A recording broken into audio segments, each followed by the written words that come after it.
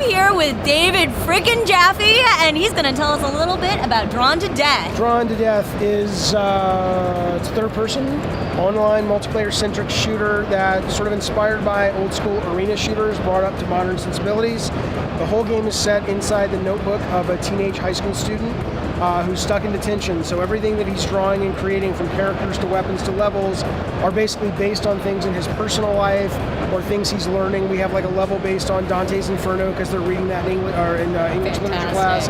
And you also, besides having this great shooter, which is like the cross between an arena shooter and a fighting game, we really want to put a focus on making it sort of a thinking shooter. You also do get to learn about this kid, about what's happening in his personal life with his dad and his stepdad and his brother. Just if you explore the environment and the level that we have here on the show floor, you can see little things that his girlfriend has jotted into the notebook that if you go around an alley you find.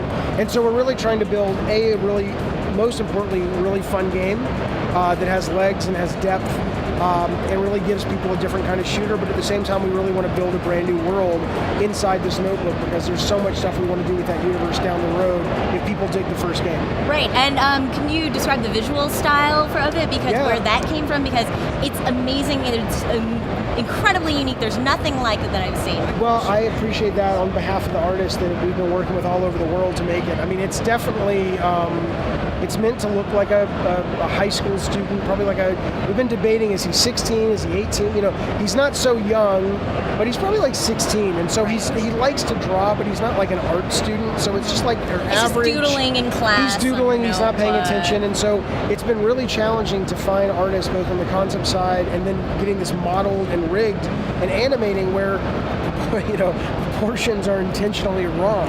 Right. So it's like we've had to tell the concept people, it's like draw with your left hand if they're right-handed, because they have to relearn or unlearn all of their skill to get, we want the imagination they bring, but we don't want it to look polished and professional. So it really is, as much as we can, meant to look like you've dropped into a notebook from a teenage kid. It's not meant to be polished, it's meant to be rough and sloppy, but full of passion and energy.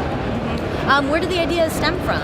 Did you yourself doodle when you were in high school? I doodle. Most people I know did and do, and whenever we pitch the game, there's always at least a handful of people who say, "Oh my God, that was like my," you know.